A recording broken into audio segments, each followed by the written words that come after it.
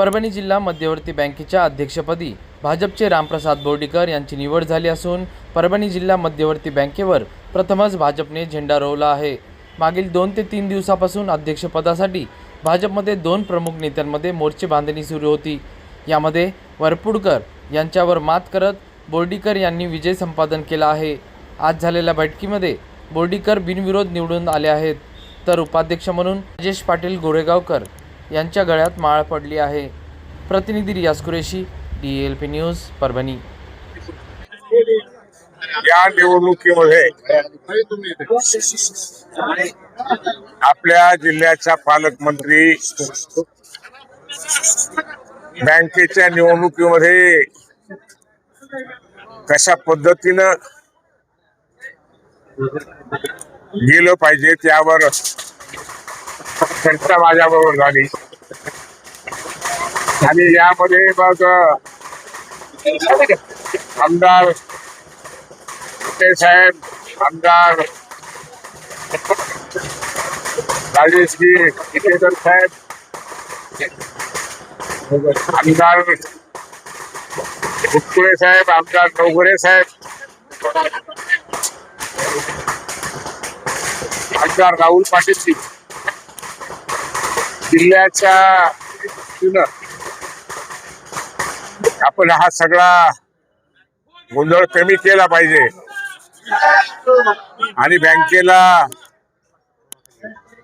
आता बँकेचं काय हे काही मला आज बऱ्याच दिवसापासून जरा बाहेर असल्यामुळे त्याची जाणीव नाही, परंतु सगळ्या हिताच्या दृष्टिकोनातून आपण एकत्र विचार केला पाहिजे।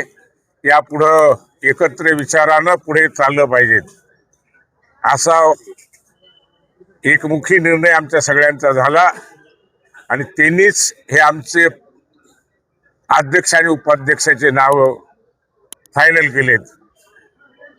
हे करणारे तेच आहेत।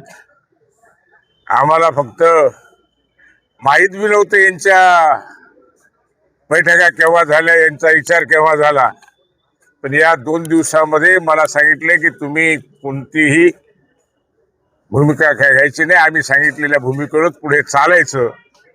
ह्या सगळ्या गोष्टीचं, या सगळ्यांच्या निर्णयामुळं आज मी अध्यक्ष आणि राजेश गोरेगावकर हा उपाध्यक्ष झाला।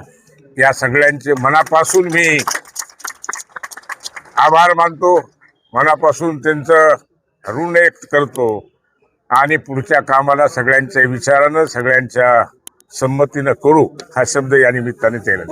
काय सांगा हे बघा, या ठिकाणी आपला जो पॅनल होता बँकेचा तो महायुतीचा होता आणि सर्व आमदार या दोन्ही जिल्ह्याचे, परभणी हिंगोली जिल्ह्याचे आपल्या पॅनलमध्ये होते आणि त्यामुळे आणि खास करून रत्नाकर गुट्टे साहेब आणि राजेश विटेकर जी यांचं मी धन्यवाद देते की त्यांनी चांगल्या पद्धतीने की ही निवडणूक बिनविरोध झाली पाहिजे आणि अनुभवी रामप्रसाद बोर्डीकर साहेबांना या बँकेचं चेअरमन केलं पाहिजे असा विचार त्यांनी केला आणि सर्वच संचालकांना ह्या बाबतीमध्ये त्यांनी तयार केलं आणि त्यामुळे आज या ठिकाणी बिनविरोध अध्यक्ष आणि उपाध्यक्षाची निवड झालेली आहे। राजेश गोरेगावकर जी हे हिंगोलीतून ह्या बँकेचं नेतृत्व करणार आहेत आणि मला अपेक्षा आहे की परभणी हिंगोली जिल्ह्यातील शेतकऱ्यांच्या हिताचे निर्णय आपल्या दोन्ही जिल्ह्यांमध्ये चांगल्या पद्धतीने सहकारी संस्था वाढल्या पाहिजे, सहकाराचं चळवळ वाढली पाहिजे, यासाठी सर्वच संचालक मंडळ सकारात्मक आहे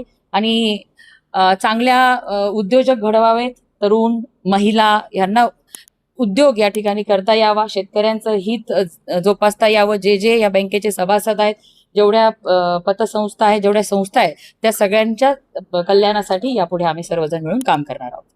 आपले वडील 14 वर्षानंतर पुन्हा अध्यक्ष झाले, काय आनंद होतोय।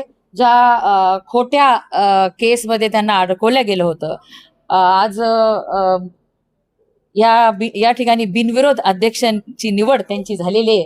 हेच दाखवतंय की सर्व संचालक, तुम्ही बघितले अर्ध्याच्या वरती संचालक हे वर्षानुवर्ष ह्या बँकेचे संचालक राहिलेले आहेत, त्यांनीच बोर्डीकर साहेबांचं नेतृत्व मान्य केलं की ते चांगल्या सक्षम पद्धतीने ही बँक चालवू शकतात, हा विश्वास त्यांच्या मनामध्ये त्यांना वाटला आणि म्हणून आज त्यांनीच मोठ्या मनाने बिनविरोध बोर्डीकर साहेबांची निवड या ठिकाणी केली। आनंद होतोय।